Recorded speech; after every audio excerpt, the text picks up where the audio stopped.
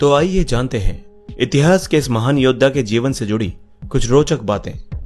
भारतीय इतिहास के सबसे महान और साहसी योद्धा पृथ्वीराज चौहान चौहान वंश के क्षत्रिय शासक सोमेश्वर और कर्पूरा देवी के घर साल 1149 में जन्मे थे। ऐसा कहा जाता है कि वे उनके माता पिता की शादी के कई सालों बाद काफी पूजा पाठ और मन्नतें मांगने के बाद जन्मे थे। वहीं उनके जन्म के समय से ही उनकी मृत्यु को लेकर राजा सोमेश्वर के राज में षड्यंत्र रचे जाने लगे थे, लेकिन उन्होंने अपने दुश्मनों की हर साजिश को नाकाम कर दिया और वे अपने कर्तव्य पथ पर आगे बढ़ते चले गए। राजघराने में पैदा होने की वजह से ही शुरू से ही पृथ्वीराज चौहान का पालन पोषण काफी सुख सुविधाओं से परिपूर्ण अर्थात वैभवपूर्ण वातावरण में हुआ था। उन्होंने सरस्वती कंठाभरण विद्यापीठ से शिक्षा प्राप्त की थी, जबकि युद्ध और शस्त्र विद्या की शिक्षा उन्होंने अपने गुरु श्री राम जी से प्राप्त की थी। पृथ्वीराज चौहान बचपन से ही बेहद साहसी, पराक्रमी और युद्ध कला में निपुण थे। शुरुआत से ही पृथ्वीराज चौहान ने शब्द भेदी बाण चलाने की अद्भुत कला सीख ली थी, जिसमें वे बिना देखे आवाज के आधार पर बाण चला सकते थे और सटीक निशाना लगा सकते थे। बचपन में चंद्रबर दाई पृथ्वीराज चौहान के सबसे अच्छे मित्र थे, जो उनके एक भाई की तरह उनका ख्याल रखते थे। आपको बता दें कि चंद्रबर दाई तोमर वंश के शासक अनंगपाल की बेटी के पुत्र थे, जिन्होंने बाद में पृथ्वीराज चौहान के सहयोग से पिथौरागढ़ का निर्माण कराया था। पृथ्वीराज चौहान जब महज 11 साल के थे, तभी उनके पिता सोमेश्वर की एक युद्ध में मृत्यु हो गई, जिसके बाद वे अजमेर के उत्तराधिकारी बने और एक आदर्श शासक की तरह अपनी प्रजा की सभी उम्मीदों पर खरे उतरे। इसके अलावा पृथ्वीराज चौहान ने दिल्ली पर भी अपना सिक्का चलाया।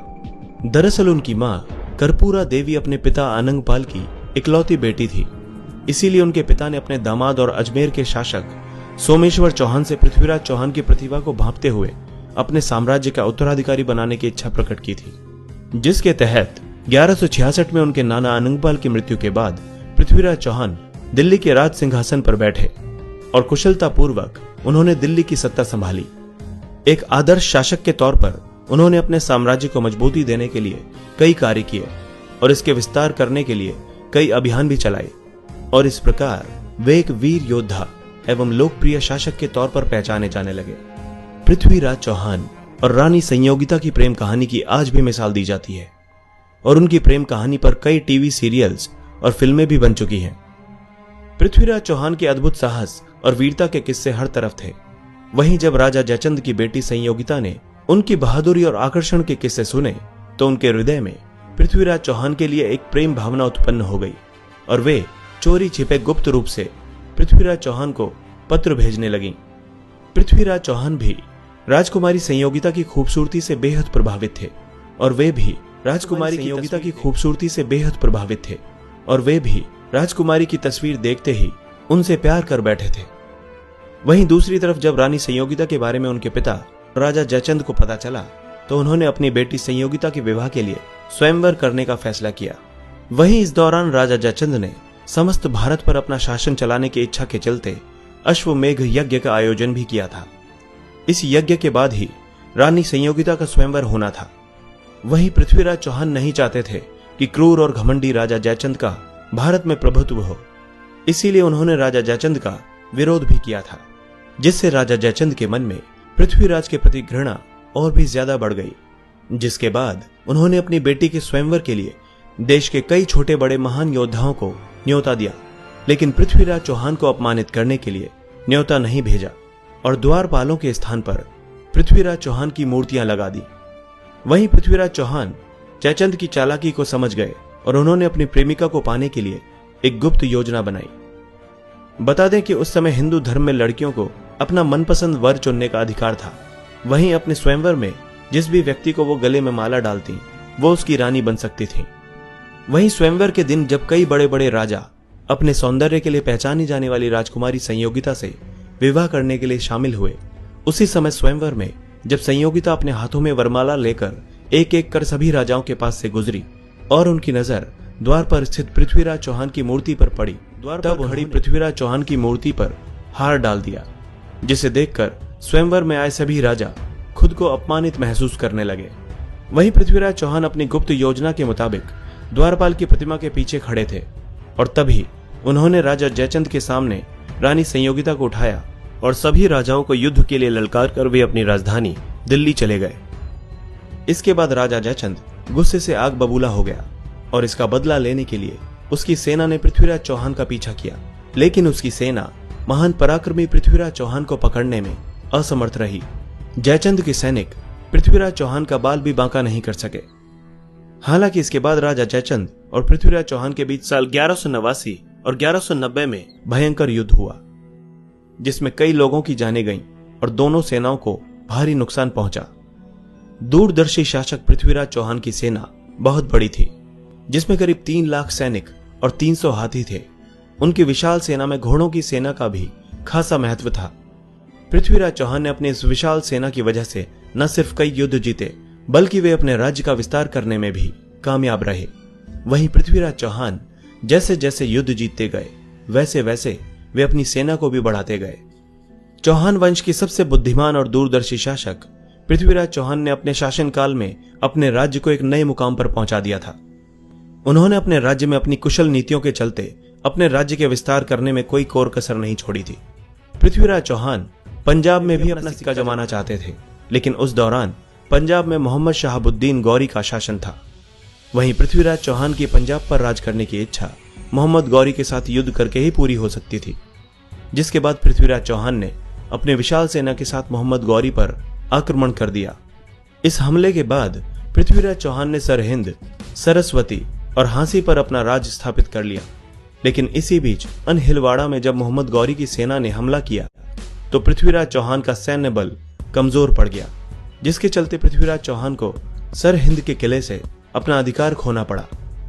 बाद में पृथ्वीराज चौहान ने अकेले ही मोहम्मद गौरी का वीरता के साथ मुकाबला किया, जिसके चलते मोहम्मद गौरी बुरी तरह घायल हो गया और बाद में मोहम्मद गौरी को इस युद्ध को छोड़कर भागना पड़ा।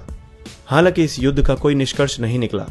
यह युद्ध सरहिंद के किले के पास तराइन नाम की जगह पर हुआ था, इसीलिए इसे तराइन का युद्ध भी कहा जाता है।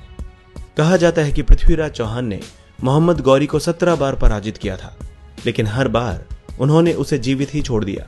वहीं पृथ्वीराज चौहान से इतनी बार हारने के बाद मोहम्मद गौरी मन ही मन प्रतिशोध की भावना से भर गया था।